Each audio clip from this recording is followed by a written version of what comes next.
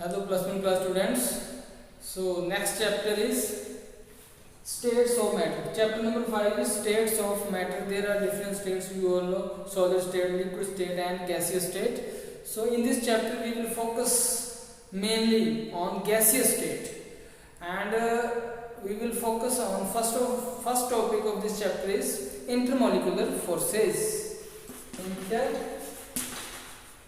Intermolecular forces.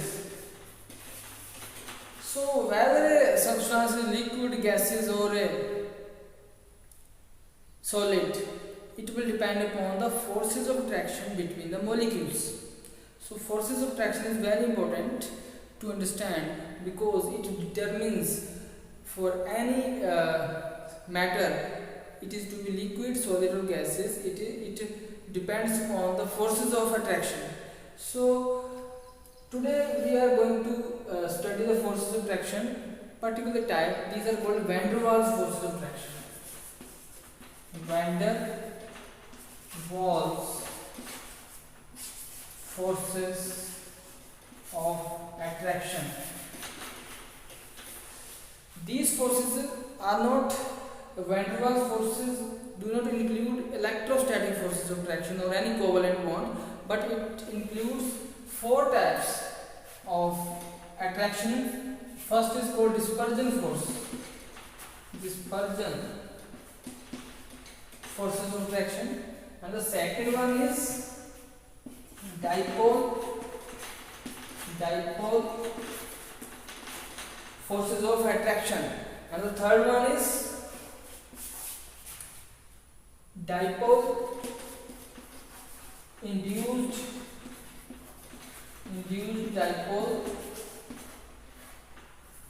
dipole forces of attraction.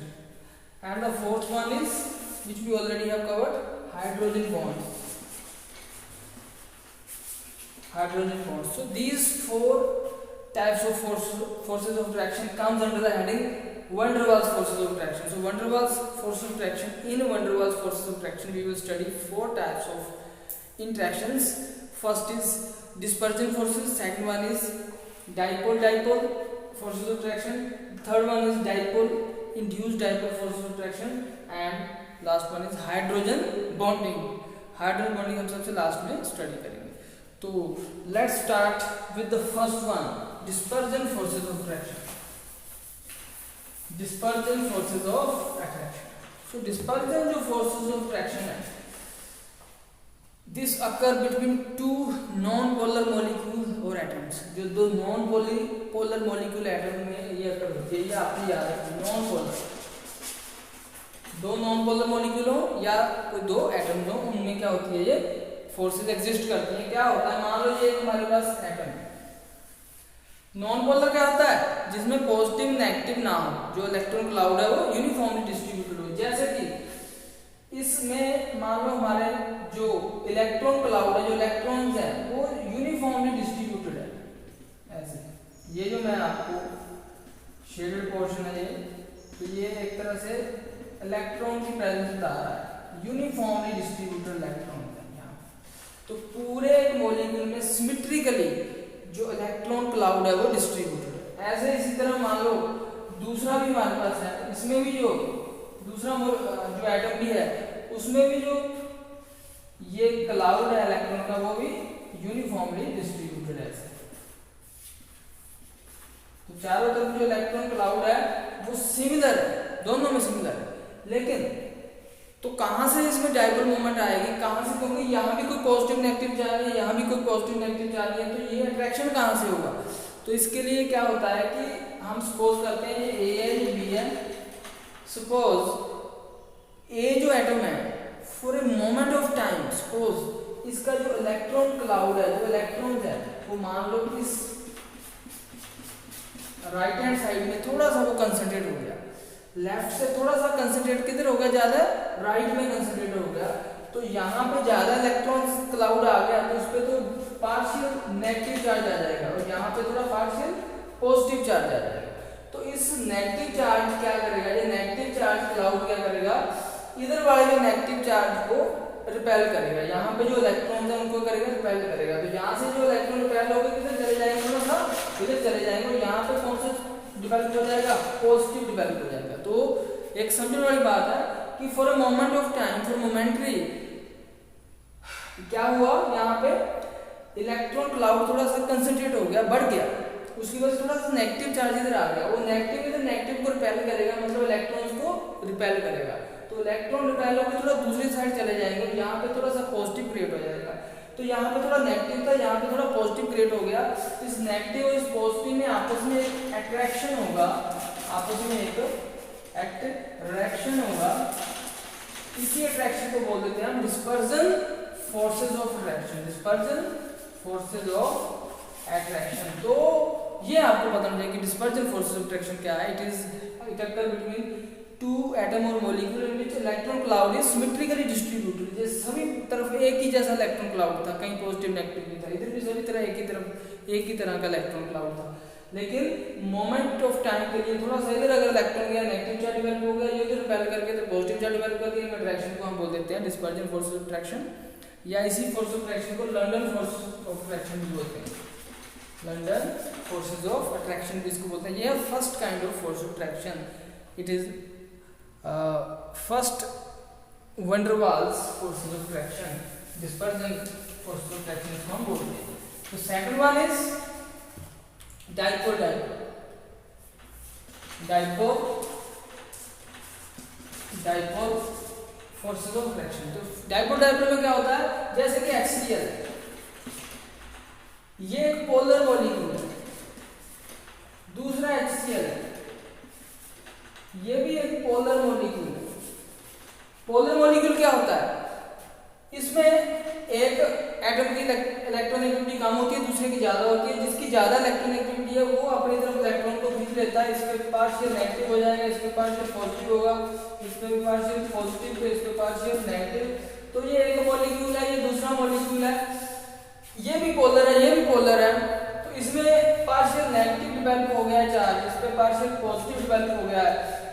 तो एक molecule का क्लोरीन दूसरे का हाइड्रोजन, इस पे नेगेटिव पॉजिटिव में आपस में एक अट्रैक्शन होगा, फोर्स ऑफ अट्रैक्शन।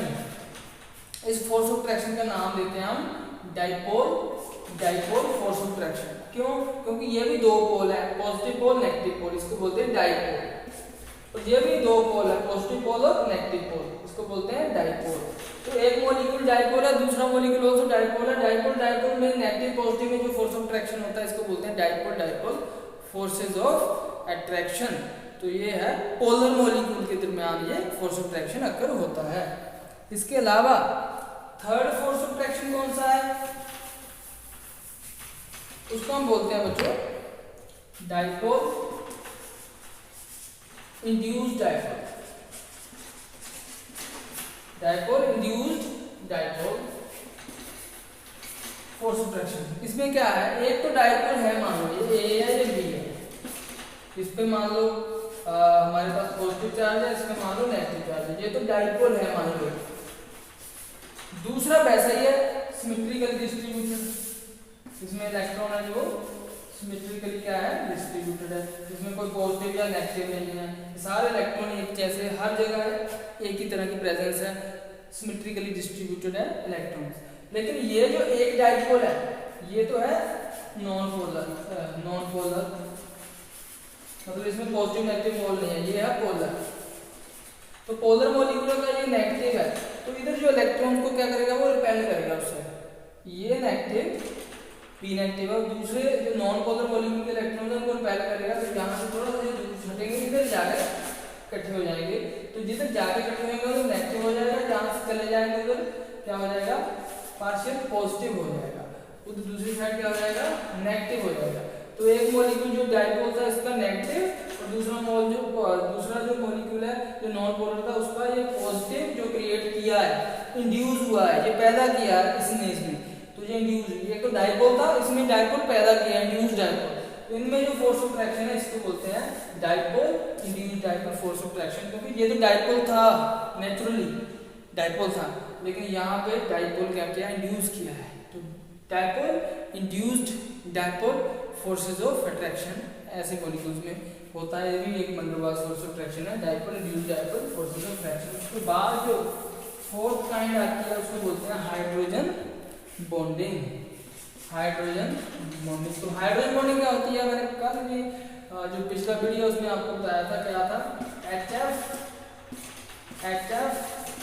तो फ्लोरीन या ऑक्सीजन या नाइट्रोजन, तीन एटम किसी हाइड्रोजन के साथ अगर अटैच हो तब वहां पे ये पाया जाता है क्या, हाइड्रोजन बॉन्डिंग। तो ये फ्लोरीन पे नेगेटिव चार्ज आ जाएगा, इस पे पॉजिटिव, इस पे भी पॉजिटिव और इस पे क्या है, नेगेटिव। तो एक मॉलिक्यूल के फ्लोरीन पे नेगेटिव और दूसरे मॉलिक्यूल के हाइड्रोजन पे पॉजिटिव, ये जो हाइड्रोजन और इलेक्ट्रोनेगेटिव फ्लोरीन के बीच में ये जो अट्रैक्शन है, फोर्स ऑफ अट्रैक्शन, इसी को हम बोल देते हैं हाइड्रोजन बॉन्डिंग। ये फोर्स था, पहले भी वीडियो में हम डिस्कस कर चुके हैं। ये इंटरमोलिकुलर, इंट्रामोलिकुलर, दो तरह की हाइड्रोजन बॉन्डिंग हमारे पास होती है। इसके बाद आ जाता है हमारे जो मेनली जिस पे हमने फोकस करना है वो कौन सी स्टेट है, गैस। जो गैसियस स्टेट है इस पे हमने फोकस करना है। इसमें हमारे पास कुछ गैस लॉज आ जाते हैं। गैस का तो आपको पता ही है, गैस के मॉलिक्यूल है वो काफ़ी दूर होते हैं और उनमें ऑक्सीजन फोर्स ऑफ अट्रैक्शन भी बहुत कम होता है, तो वो चारों तरफ प्रेशर लगाते हैं गैस के मॉलिक्यूल से, तो गैस के मॉलिक्यूल का वॉल्यूम ज़्यादा होता है, डेंसिटी कम होती है। तो ये सारी चीज़ें आपको पता है और ये इनका कोई फिक्स वॉल्यूम नहीं होता। ये जितना भी कोई भी कंटेनर में डालेंगे उतना वॉल्यूम रिक्वायर कर लेते हैं, इनकी फिक्स शेप नहीं होती। तो गैस के बारे में आप सब जानते हैं ये चीज़ें, लेकिन हम आप पढ़ेंगे नया गैस लॉज हैं। जो फर्स्ट गैस लॉ हम पढ़ेंगे वो है बॉयल्स लॉ। क्या कहता है ये बॉयल्स लॉ? ये बोलता है कि प्रेशर, मान लो हमारे पास कोई गैस है, इस गैस में मान लो हमारा एक कोई कंटेनर है, कंटेनर में हमने गैस भरी है, तो इस गैस का अगर हमने टेम्परेचर कांस्टेंट रखा है, टेम्परेचर क्या रखा हमने, कांस्टेंट रखा है, और इसमें जितनी गैस है उसकी क्वांटिटी फिक्स है, जितनी गैस है उसकी अगर क्वांटिटी भी फिक्स है, टेम्परेचर भी इसका कांस्टेंट है, तो उसमें क्या है, इस गैस का जो प्रेशर है वो होता है inversely proportional to its volume. Inversely proportional to its volume, जो इस गैस का प्रेशर भी है कुछ उसका वॉल्यूम भी है। तो जितना प्रेशर ज़्यादा होगा उतना वॉल्यूम कम होगा, जितना वॉल्यूम ज़्यादा होगा उतना प्रेशर कम होगा। तो ये एक लॉ है, at constant temperature pressure of any gas is inversely proportional to its volume, or you can say P is equal to K1 upon V। तो K है एक कांस्टेंट, इसको K1 भी क्या देते हैं, सो ये कांस्टेंट है, प्रोपोर्शनैलिटी कांस्टेंट है। ये किस पर डिपेंड करता है, ये डिपेंड करता है नेचर ऑफ गैस या क्वांटिटी ऑफ गैस, उस पर डिपेंड करता है ये। तो इस V को अगर हम इधर ले आए तो PV is equal to K is equal to constant। तो PV क्या आ गया, कांस्टेंट। PV हमेशा कांस्टेंट रहेगा, मतलब अगर PV कांस्टेंट का मतलब होता है कि P1 V1 भी कांस्टेंट होगा, अगर P2 V2, अगर P1 की जगह P2 आ गया, V1 की जगह V2 आ गया, वो भी क्या रहेगा, कांस्टेंट रहेगा। इन दोनों इक्वेशंस को अगर आप इक्वेट करोगे, ये तो कांस्टेंट तो सेम ही है, और ये P1 V1 क्या आ जाएगा, P2 V2। ये एक इक्वेशन आ गई किसकी, बॉयल्स लॉ की। ये एक इक्वेशन है बच्चों बॉयल्स लॉ की, इसको यूज करके हम क्या कर सकते हैं, डिफरेंट न्यूमेरिकल्स हम सोल्व कर सकते हैं। P1 V1 is equal to P2 V2। और बॉयल्स लॉ का जो एक ग्राफ भी आप ड्रॉ कर सकते हो इसमें। ये हमारा ग्राफ होता है, इधर प्रेशर है, इधर वॉल्यूम है, तो एक ऐसा ग्राफ आता है हमारा, अलग अलग टेम्परेचर पे अलग अलग आता है। वैसे ऐसा आता है कि अगर प्रेशर ज़्यादा है, इधर प्रेशर है तो वॉल्यूम, अगर प्रेशर ज़्यादा है तो वॉल्यूम कम है, अगर वॉल्यूम यहाँ ज़्यादा आ गया तो वॉल्यूम ज़्यादा तो प्रेशर कम है। तो ये यूनिवर्सली प्रोपोर्शनल है, ये एक ऐसे ग्राफ में आता है। अलग अलग टेम्परेचर पे अलग अलग कर पाती है, किसी और टेम्परेचर पे ऐसे आएगा, किसी और पे ऐसे आएगा, तो डिपेंड करेगा टेम्परेचर कितना है। इसके बाद न्यूमेरिकल प्रॉब्लम भी इसके बेस पे हम सॉल्व कर सकते हैं। जैसे हमारे पास एक न्यूमेरिकल है कि ये balloon is filled with hydrogen. एक बलून है, उसमें हमने क्या भरी है, हाइड्रोजन गैस भरी है, और it will burst if pressure exceed 0.2 बार। अगर जो प्रेशर है उसको मैं P2 मानूंगा भाई, प्रेशर अगर वो किससे बढ़ जाए, 0.2 बार से अगर बढ़ जाए तो ये फट जाएगा। तो क्या हो जाएगा, ये फट जाएगा। तो अभी आगे इसमें दिया है कि यही गैस अगर हम 1 बार प्रेशर रखें, अगर इसी गैस का कितने प्रेशर रखें, इसको P1 लेंगे हम, अगर 1 बार रखें तब इसका जो वॉल्यूम है, जो V1 है, अगर 1 बार प्रेशर रखें, जब वॉल्यूम है V1 है वो कितना ये ऑक्यूपाई करती है, 2.27 लीटर। तो क्वेश्चन ये है कि अगर हम प्रेशर 1 बार रखें तो ये वॉल्यूम, यही हाइड्रोजन गैस वॉल्यूम कितना ये ऑक्यूपाई करती है, 2.27 लीटर।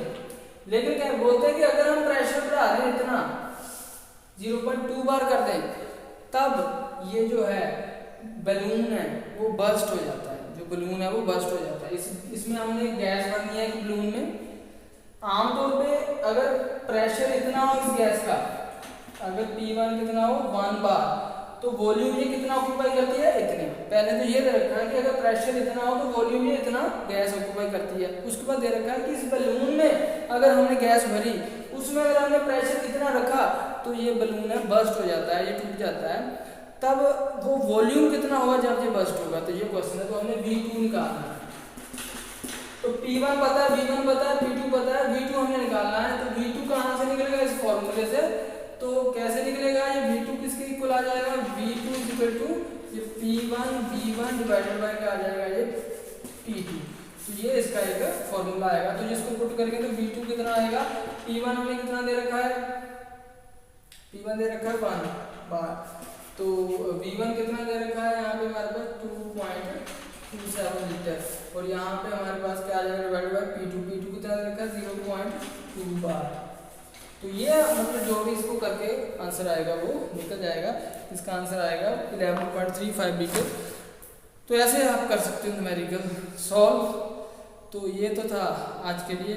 सो नेक्स्ट वीडियो में अगला जो गैस लो है वो मैं एक्सप्लेन करूँगा। Thank you.